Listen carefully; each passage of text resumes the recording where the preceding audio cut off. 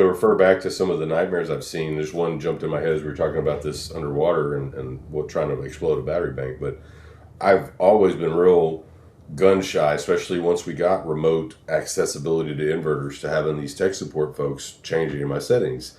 And at first, it was always, I want you to help me, tell me what's wrong and let me fix it because I'm going to remember it better. If you just tweak it and Mm-hmm. change it, I'm not going to remember tomorrow what the heck you said or did.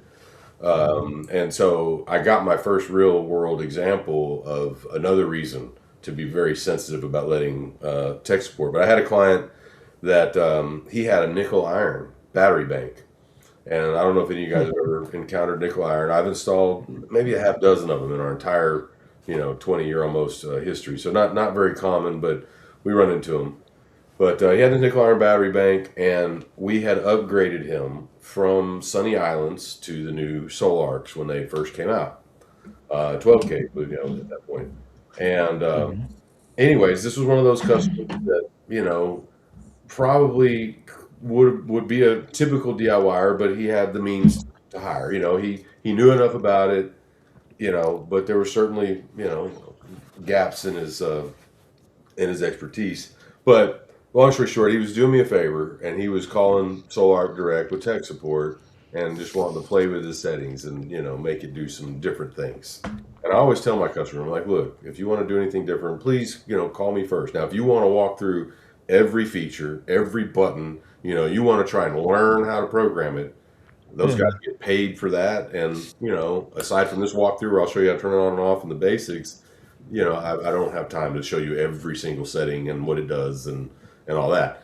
And that's Mm-hmm. where I leave it. I said, but please call me first if there's anything, But if you just want to geek out, do call them. Well, he skipped that, and long story short, they ended up activating some kind of setting where this solar got on a hard charge and would never stop, and it literally exploded his battery bank, and it did not Oh burn man. the battery room, thank God. But he had a plexiglass cover over it because we had it sealed and a ventilation deal. It exploded the plexiglass.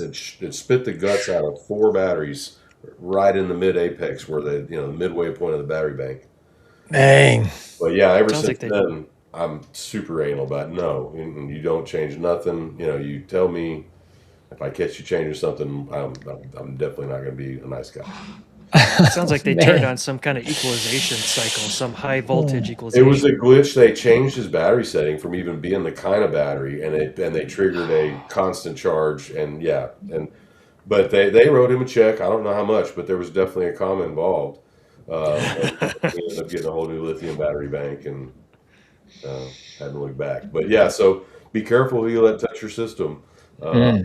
you know, Man, not all tech supports are the same. Well, at least at that point, I'm pretty sure the company should be replacing all the equipment.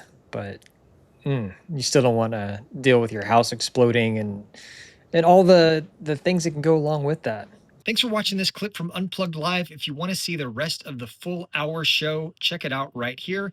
We do it live every single Thursday night. Catch us live and be part of the conversation.